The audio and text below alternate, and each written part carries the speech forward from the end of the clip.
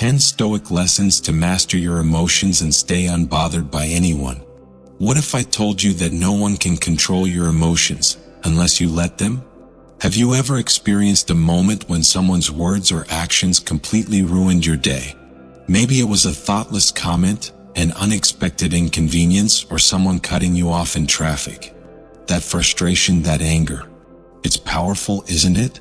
But what if I told you that no one has the power to control your emotions unless you choose to let them? Imagine just for a moment walking through your day with a sense of peace so unshakable that nothing, not a rude remark, not a delay, not a single thing, can throw you off course. You could simply glide through life, calm and composed, no matter what chaos others may create around you. This isn't some distant dream, it's entirely within your reach. Today we'll uncover 10 profound lessons that can help you master your emotions, stop reacting impulsively, and live a life where no one else can determine your mood. Stay with me because we're about to unlock the secret to emotional freedom. 1. Understand that your reactions are your choice. Imagine, if you will, that you are having the perfect day. You are sipping your coffee, enjoying the warmth of the morning, and perhaps taking a peaceful walk in the park. Suddenly, someone makes an inconsiderate comment or acts in a way that disrupts your tranquility. In an instant, that calm is replaced by anger or frustration.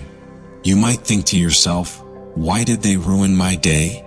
But let me offer you a deeper truth. They did not ruin your day. You did. The reality is that no one, no matter how rude, thoughtless, or inconsiderate, has the power to dictate your emotions unless you give them that power. In every moment, you hold the reins to your emotional responses.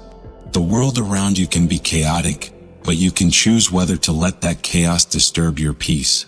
Consider this: the events of the day, the comments of others, and even the injustices you face are like the wind blowing across a calm lake. The wind can stir the surface, but it cannot sink the depths. Similarly, your external circumstances can momentarily disturb your surface, but they do not have to disturb your inner peace. Between what happens to us and how we respond, there lies a gap, a moment of choice. And in that gap, you have the power to decide your response. A wise philosopher once said, "Between stimulus and response, there is a space.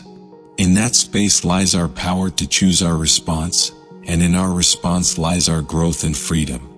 When someone cuts you off in traffic, when a coworker belittles your work, when a stranger is rude, you have a choice. In that moment of pause, you can decide to react with anger, frustration, or resentment, or you can choose peace, understanding, and clarity. It is not about suppressing your feelings or pretending not to care. It is about recognizing that your feelings, while natural, do not need to govern your actions. Instead of reacting impulsively, take a breath, identify the emotion, and ask yourself, what is truly under my control here? By taking this moment to pause and reflect, you regain the power that is yours to wield. This is the essence of emotional mastery. Next time you are triggered, remember, your emotions are your responsibility, not theirs. The key to peace lies not in avoiding negative experiences, but in mastering how you choose to respond to them. 2. Stop expecting people to behave like you. Consider this: you're at work and a colleague does something that annoys you. Maybe they interrupt you during a meeting, or perhaps they forget something you asked them to do. Your immediate reaction is frustration, perhaps even disappointment, as you think, I would never act that way. Why can't they be more considerate? In that moment, you may find yourself caught in a cycle of expectation. Expecting others to behave according to your standards, to follow your values, to act as you would in the same situation. But here's the hard truth: people don't operate by your standards. They act based on their own experiences, beliefs, and priorities. Their behavior is a reflection of them, not you. This expectation that others should behave as we would is a common source of suffering. It's like trying to control the weather. It's impossible, and in doing so, you only set yourself up for frustration. People are not mirror images of ourselves. They are on their own paths, shaped by a multitude of factors that you may never fully understand. When someone disappoints or annoys you, remember, it is not necessarily about you. It is about their own perspectives, their own struggles, or perhaps their own limitations. The Stoic philosopher Epictetus wisely reminds us, we are not disturbed by the things that happen to us, but by our judgment of them. In other words, the frustration you feel when someone lets you down is not inherently caused by their actions, but by your expectations of them. By releasing those expectations, you free yourself from unnecessary emotional turmoil. You cannot control the behavior of others, but you can control how you respond to it. Instead of trying to change someone else's behavior to fit your expectations, shift your focus. Accept people as they are. When you stop expecting others to meet your standards, you take back control over your emotional reactions. This is not about tolerating bad behavior or abandoning your principles. It is about recognizing that your peace is too valuable to sacrifice over something you cannot control. By letting go of the need to change others, you protect your inner peace and preserve your energy for what truly matters. A practical exercise to help you. Next time you find yourself frustrated with someone's actions, pause and ask yourself, what was I expecting them to do? Challenge that expectation. Is it realistic? And finally, remind yourself that their actions do not define your worth.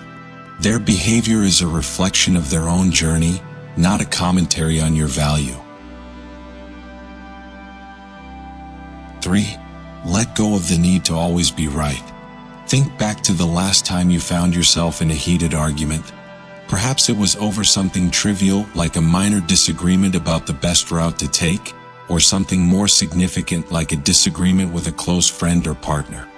As the conversation escalates, you may feel that strong, almost primal urge to prove your point, to win the argument, to show them that you are right. We've all been there, gripping our version of the truth as if it were the only thing that mattered. But let's pause and reflect. Why do we cling so tightly to being right? What is it that we truly gain from proving ourselves correct? The need to always be right often stems from a deep insecurity, a fear that being wrong somehow diminishes our worth, our value, or our identity. But here's the liberating truth. Being right does not define your character or bring you peace. The need to win every argument, to have the last word, to force your perspective on others. It's exhausting, unnecessary, and ultimately counterproductive. So, what if we could let go of that need entirely? What if we could approach disagreements with curiosity instead of defensiveness, seeking understanding rather than victory? There is an ancient Stoic thought that sums this up perfectly. Would you rather be right, or would you rather be at peace? Often, our insistence on proving ourselves right does more harm than good. It creates tension, damages relationships, and fuels unnecessary frustration. On the other hand, letting go of the need to always be right allows us to preserve our peace, approach conflicts with understanding, and keep our focus on what truly matters. Imagine this. A friend accuses you of something unjustly. Your first instinct might be to defend yourself, to argue your case, to point out their flaws. But instead, pause. Ask yourself, is it worth my energy to prove them wrong? Will this argument change anything of significance in my life? In most cases, the answer will be no. By choosing not to engage in every argument or debate, you free yourself from the emotional turmoil that often accompanies it. You preserve your energy for the battles that truly matter, the ones that align with your values and bring about meaningful change.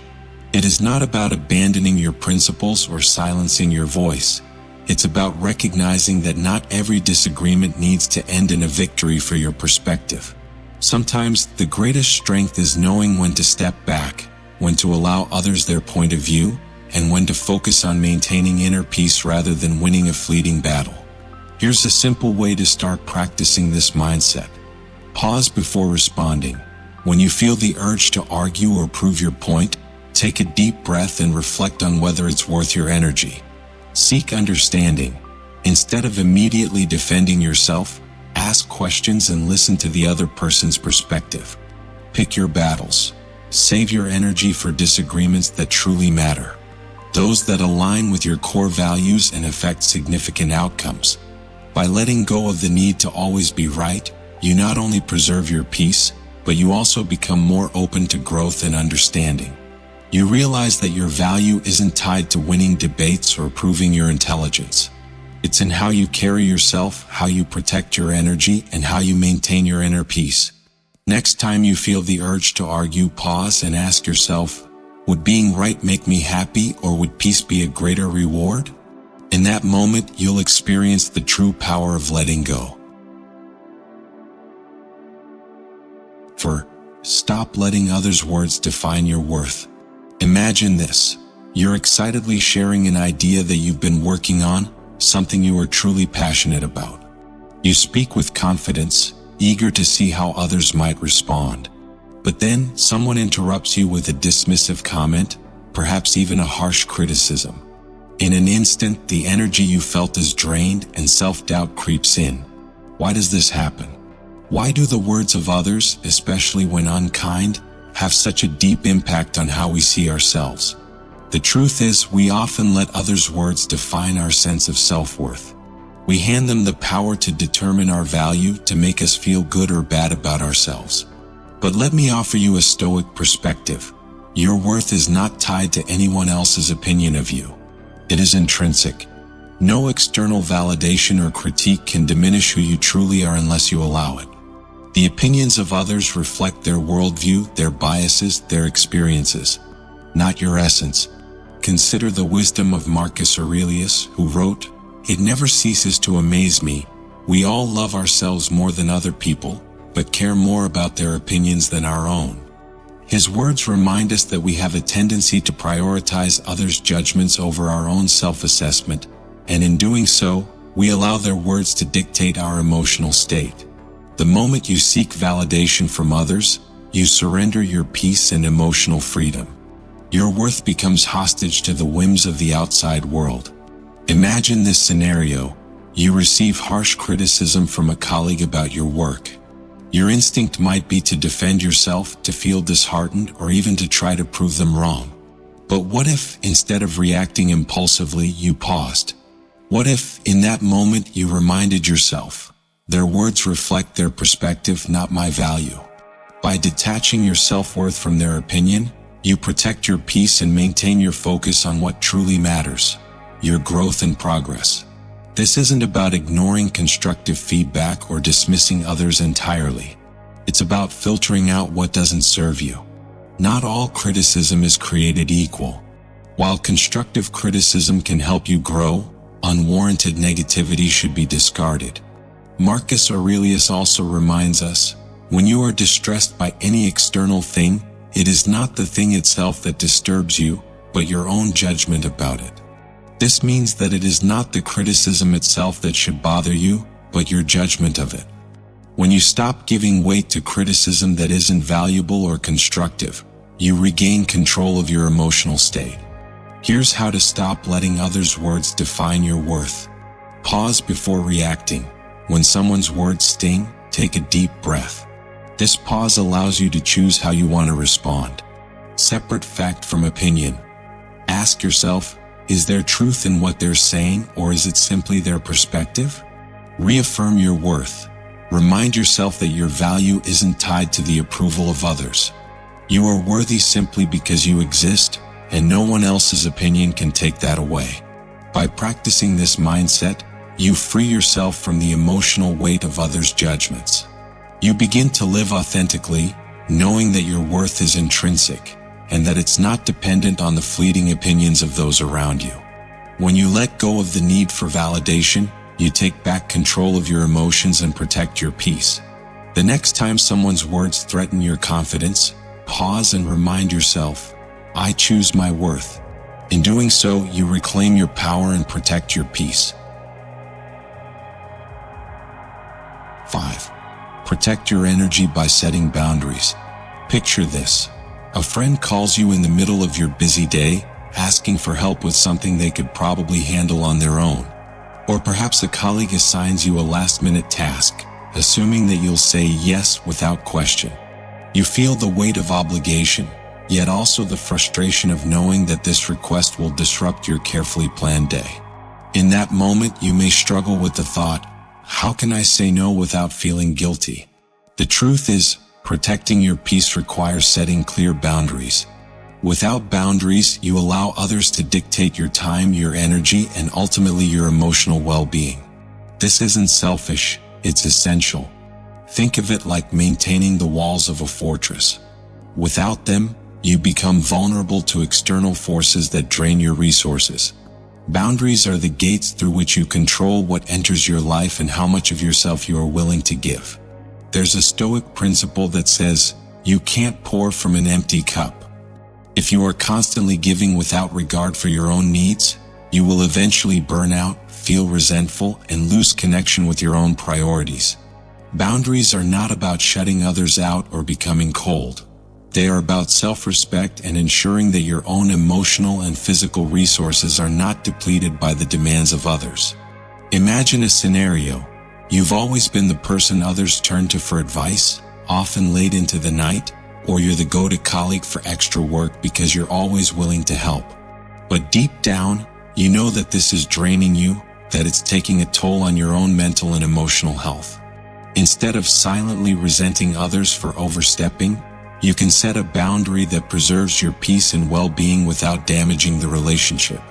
You could calmly say, I care about you, but I need to keep my evenings for myself to recharge. Let's talk tomorrow. Setting boundaries is not about being rude or inconsiderate. It's about communicating your limits clearly and respectfully. As the Stoic philosopher Epictetus reminds us, freedom is the ability to live as we wish. Living freely doesn't mean ignoring the needs of others. It means knowing where your energy is best spent and having the courage to protect it. Here's how you can start setting boundaries effectively. Be clear and honest. Communicate your limits with calmness and clarity. People are more likely to respect your boundaries when they understand them. Use I statements. Focus on your needs rather than blaming others. For example, say, I need some quiet time after work, instead of, you're always bothering me. Stick to your boundaries. Once you've set a limit, uphold it. Consistency teaches others that you respect your own space and energy. By setting boundaries, you protect your peace and energy, ensuring that you can give the best version of yourself to others. Boundaries are not walls meant to isolate. They are bridges that allow for healthier, more balanced relationships. The next time you feel overwhelmed or taken for granted, pause and ask yourself, have I communicated my needs clearly? Am I honoring my own boundaries? By doing so, you protect your peace and reclaim control of your emotional well-being. 5. Protect your energy by setting boundaries. Picture this. A friend calls you in the middle of your busy day, asking for help with something they could probably handle on their own. Or perhaps a colleague assigns you a last-minute task, assuming that you'll say yes without question. You feel the weight of obligation, yet also the frustration of knowing that this request will disrupt your carefully planned day. In that moment, you may struggle with the thought, how can I say no without feeling guilty? The truth is, protecting your peace requires setting clear boundaries. Without boundaries, you allow others to dictate your time, your energy, and ultimately your emotional well-being. This isn't selfish, it's essential. Think of it like maintaining the walls of a fortress. Without them, you become vulnerable to external forces that drain your resources. Boundaries are the gates through which you control what enters your life and how much of yourself you are willing to give. There's a Stoic principle that says, you can't pour from an empty cup. If you are constantly giving without regard for your own needs, you will eventually burn out, feel resentful, and lose connection with your own priorities. Boundaries are not about shutting others out or becoming cold. They are about self-respect and ensuring that your own emotional and physical resources are not depleted by the demands of others. Imagine a scenario. You've always been the person others turn to for advice, often late into the night, or you're the go-to colleague for extra work because you're always willing to help. But deep down, you know that this is draining you, that it's taking a toll on your own mental and emotional health. Instead of silently resenting others for overstepping, you can set a boundary that preserves your peace and well-being without damaging the relationship. You could calmly say, "I care about you, but I need to keep my evenings for myself to recharge. Let's talk tomorrow." Setting boundaries is not about being rude or inconsiderate. It's about communicating your limits clearly and respectfully. As the Stoic philosopher Epictetus reminds us, freedom is the ability to live as we wish. Living freely doesn't mean ignoring the needs of others. It means knowing where your energy is best spent and having the courage to protect it. Here's how you can start setting boundaries effectively. Be clear and honest. Communicate your limits with calmness and clarity. People are more likely to respect your boundaries when they understand them. Use I statements. Focus on your needs rather than blaming others. For example, say, "I need some quiet time after work," instead of, "You're always bothering me." Stick to your boundaries. Once you've set a limit, uphold it. Consistency teaches others that you respect your own space and energy. By setting boundaries, you protect your peace and energy, ensuring that you can give the best version of yourself to others. Boundaries are not walls meant to isolate. They are bridges that allow for healthier, more balanced relationships. The next time you feel overwhelmed or taken for granted, pause and ask yourself, have I communicated my needs clearly? Am I honoring my own boundaries? By doing so, you protect your peace and reclaim control of your emotional well-being. 7. Respond with silence, not anger. Picture this. You're in the middle of a heated argument. The words are flying, tensions are rising, and you can feel your heart pounding, your face heating up. The impulse to defend yourself, to throw a sharp response back, surges within you. The instinct is almost primal. You want to fight back, to assert yourself, to make sure the other person knows they're wrong. But here's a powerful Stoic shift that could change everything. What if, instead of reacting with anger, you chose to respond with silence? In moments of provocation, silence is one of the most powerful tools you have at your disposal. It's not about conceding or avoiding confrontation. It's about choosing calm over chaos. Responding with silence doesn't mean you're weak, nor does it mean you're surrendering. It means you are strong enough to value your peace over the urge to retaliate. The silence you choose sends a message. You do not control me. My peace does. Think of anger as fuel. The more you react to it, the more it burns. It's like adding logs to a fire. You fan the flames and the rage only intensifies. But what if, instead of feeding the fire, you let it starve? When you choose silence, you stop feeding the anger, and in doing so, you take control of the narrative. The Stoic philosopher Marcus Aurelius perfectly captures this wisdom with, "The best answer to anger is silence." By refusing to engage, you break the cycle of negativity and protect your emotional well-being. Let's consider a real-world example. Imagine a colleague undermines you during a meeting, trying to embarrass you in front of others. Your first instinct might be to argue, to correct them, to defend yourself. But what if, instead, you paused, took a deep breath, and simply remained silent? In that silence, you deny them the reaction they seek. You show your strength, not through words, but through composure. You preserve your dignity and protect your peace. Here's a practical guide on how to make silence your go-to response in moments of provocation. Pause before reacting. When you feel the urge to argue or respond emotionally, take a deep breath. Silence creates space for clarity and helps you choose your response thoughtfully. Listen without defending. Often people just want to be heard. Let them speak without interrupting or feeling the need to explain yourself. Sometimes the most powerful response is simply listening. Speak only when necessary. If a response is required, keep it calm, measured, and to the point. Your words should add value, not fuel the fire. The wisdom of Buddhist teachings reminds us, speak only if it improves upon the silence. Silence doesn't mean suppression. It means choosing when and how to express yourself. It's the ability to rise above the noise and assert your peace. By practicing silence, you stop reacting impulsively and instead you respond with wisdom. Imagine how much lighter you'll feel when you stop reacting to every slight or every provocation.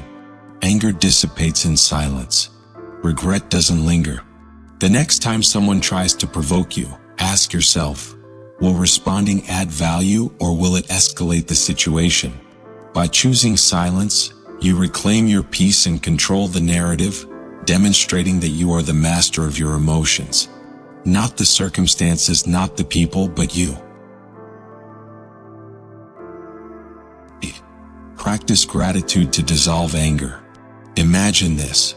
You're having one of those days where nothing seems to go right. Your plans fall apart, someone cuts in line in front of you, or a minor inconvenience leaves you fuming. You feel the heat of frustration rising and you start thinking, why does everything have to be so difficult today? It's easy in these moments to spiral into anger, to focus on everything that's going wrong. But here's a Stoic insight that could shift your entire perspective. What if, instead of feeding the anger, you chose to focus on what you can be grateful for? Gratitude has a unique power. It is the antidote to anger. You cannot feel truly angry and grateful at the same time. When you focus on gratitude, you shift your mindset. Instead of dwelling on what's frustrating, you begin to see what's good, what's still going right, and what you have to be thankful for. Even in difficult moments, gratitude is like a mental reset button. It pulls you out of the negativity and reminds you that, despite the challenges, there is still much to appreciate. Let's take a simple example. You're stuck in traffic on your way to an important appointment. The minutes are ticking away and your frustration builds. But instead of letting that frustration take over, take a deep breath. In that moment, choose to focus on 3 things you are grateful for. Perhaps you're thankful for your car, the opportunity you're headed toward, or simply the fact that you're safe. By shifting your focus in this way, you disarm the anger and replace it with peace.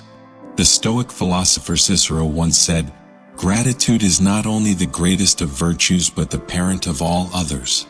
Gratitude doesn't just dissolve anger, it transforms your entire approach to life. It builds resilience, fosters patience, and helps you maintain clarity. When you practice gratitude regularly, you create a mental habit that keeps you grounded, even when things aren't going your way. Imagine how differently you would experience your day if, instead of immediately reacting with frustration, you paused and reflected on something positive. Gratitude doesn't deny the existence of challenges. It simply shifts your focus from what's wrong to what's still right. This shift creates space for calm, for perspective, and for clarity in even the most trying situations. Here's how you can make gratitude a daily habit. Pause and reflect. When anger starts to rise, take a moment to breathe. Ask yourself, what is one thing I can be thankful for in this moment? Keep a gratitude journal. At the end of each day, write down 3 things that went well, no matter how small. This trains your mind to look for the positive, even in the midst of difficulty. Reframe challenges. When faced with a tough situation, ask yourself, what can I learn from this? Or how can I grow from this experience? Even when things are difficult, gratitude can help you see the lesson in it. The more you practice gratitude, the more it becomes a natural response to life's challenges. Instead of reacting with anger or frustration, you'll respond with calmness and clarity, knowing that you have the power to control where your focus lies. The next time you feel anger creeping in, pause and ask, what can I be thankful for right now?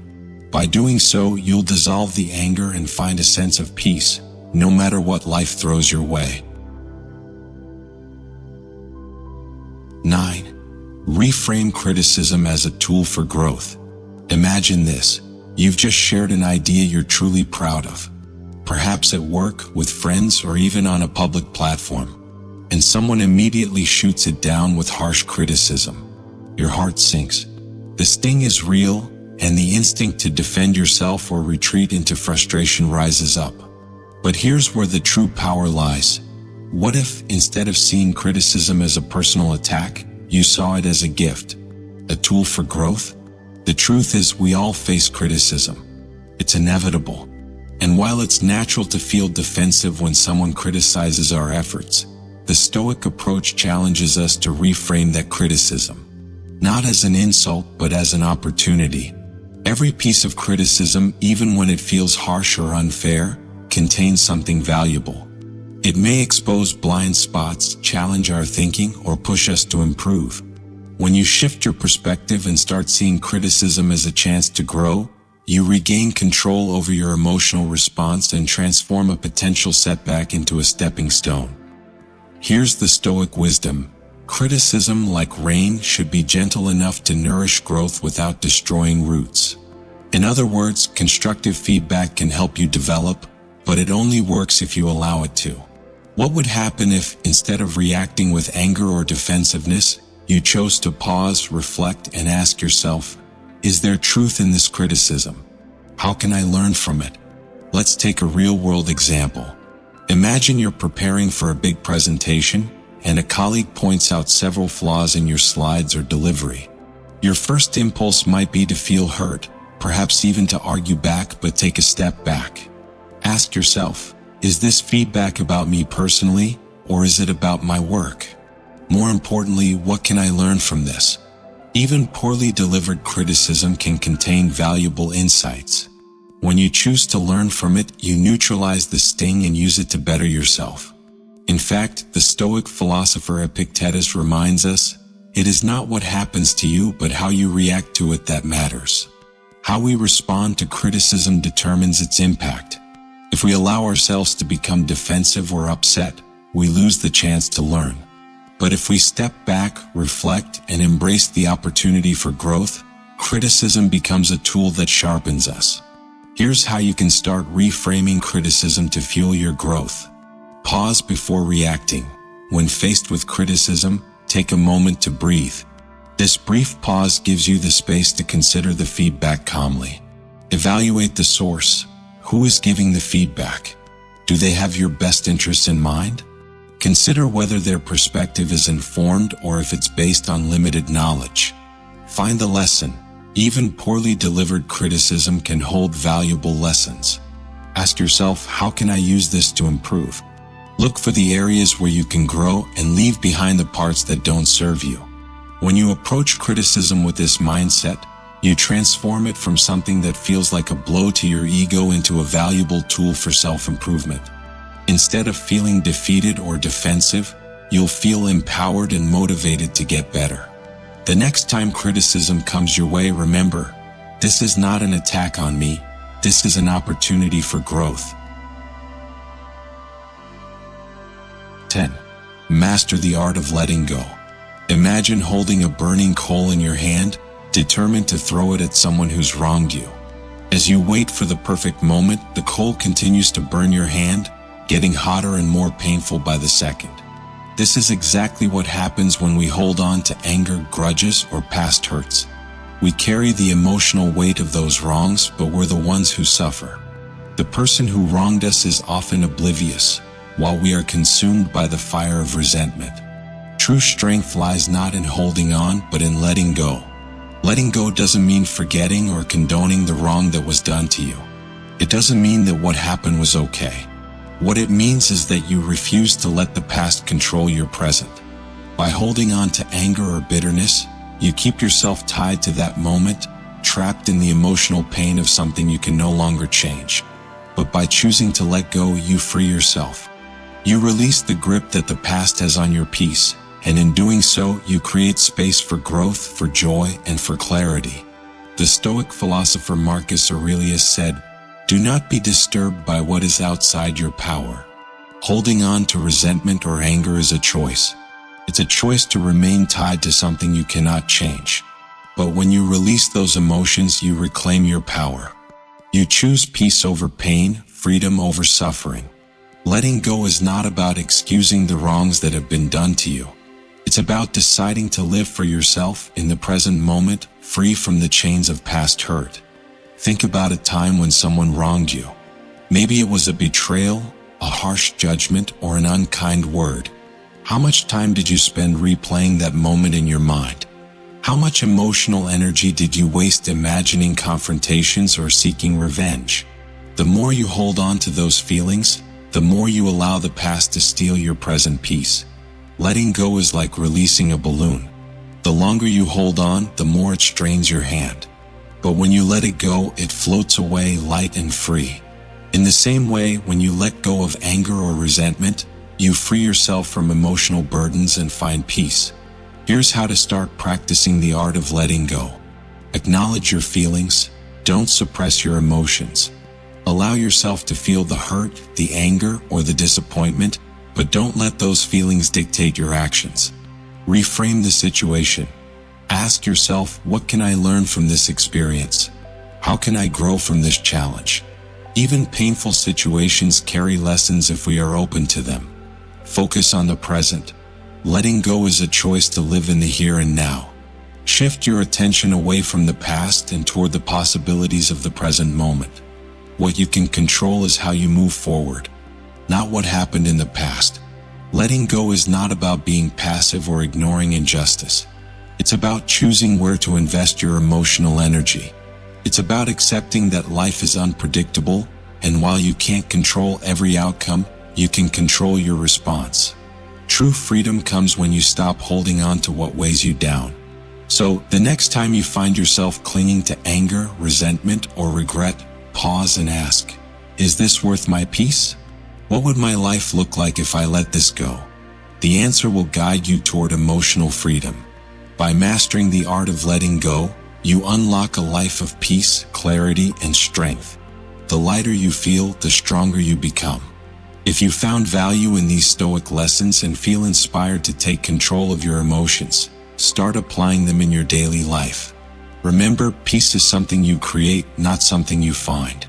By mastering your reactions, setting boundaries, and letting go of unnecessary stress, you can live a life unshaken by external circumstances. If this video helped you in any way, don't forget to give it a thumbs up, share it with someone who could benefit from it, and leave a comment below with your thoughts or experiences. I'd love to hear how you apply these principles in your own life. And if you haven't already, be sure to subscribe and hit the notification bell so you never miss out on more wisdom to help you live a calmer, more purposeful life. Take care and remember, your peace is yours to protect.